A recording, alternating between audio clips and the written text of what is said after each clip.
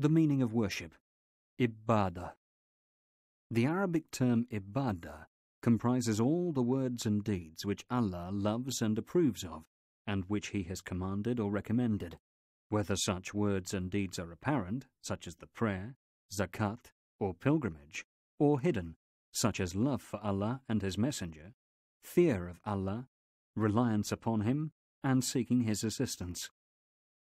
Worship encompasses all aspects of life. Worship, ibadah, embraces all the believer's acts if he intends to do them with the intention of getting closer to Allah. Therefore, the concept of worship in Islam is not confined to the common rituals, such as the prayer and fasting. Rather, it includes all beneficial acts that are done with good intentions. In this way, all the good acts a Muslim does are considered acts of worship, for which he will be rewarded in the hereafter. If he eats, drinks, or sleeps, for instance, with the intention of getting strength to be able to obey Allah, he will be rewarded for this intention. A Muslim, therefore, lives all his life for Allah. His eating to get strength to obey Allah, his marriage to keep away from unlawful sexual acts, seeking knowledge, getting a university degree, making discoveries, and a woman's care for her husband, children, and home are all acts of worship, as long as they are coupled with a good intention. The reason behind the creation of the jinn and mankind. Allah says, "I have only created the jinn and man to worship me. I do not require any provision from them, and I do not require them to nourish me. Truly, Allah is the provider, the Lord of power, the ever-mighty." Surat Ad-Dariyat 51, 56-8.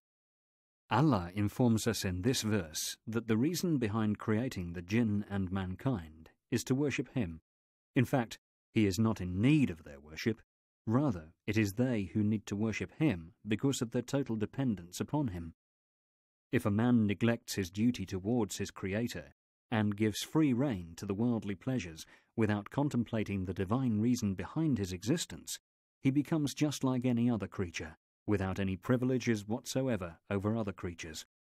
Animals, too, eat and enjoy themselves, but they will not be brought into account on the Day of Judgment, as man will be. Those who reject Allah will enjoy this world and eat as cattle eat, and the fire will be their abode. Surat Muhammad 47:12. By neglecting their duty towards their Lord, they are just like animals, but contrary to animals, they will be punished for their disobedience, because unlike animals, they have been endowed with the faculty of reason. Pillars of worship. The kind of worship Allah has legislated is based on two important pillars. The first pillar, total humility and fear. The second pillar, complete love for Allah.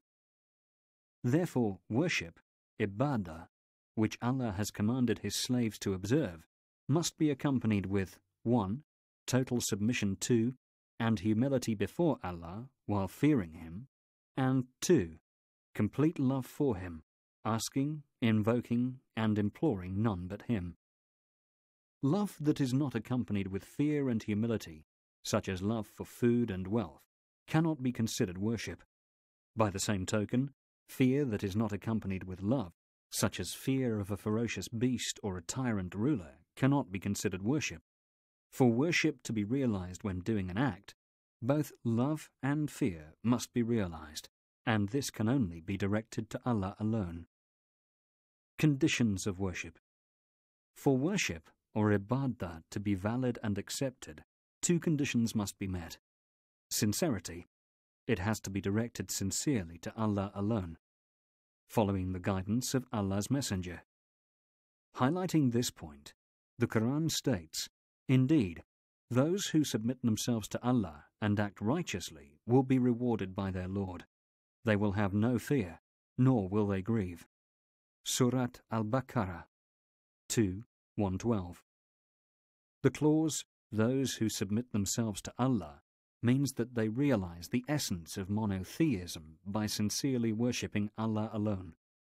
The words, "act righteously," mean that they follow Allah's law and the guidance, sunnah, of Allah's Messenger.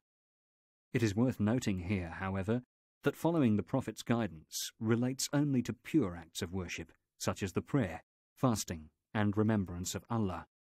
It does not relate to those acts which fall under the general meaning of worship, ibadah, that is, those acts and practices which one does with a good intention in order to receive reward from Allah, such as exercising with the intention of getting strength to worship Allah better, and engaging in trade to support one's family. Engaging in such activities only requires avoidance of acting against the Prophet's teachings or committing a forbidden act.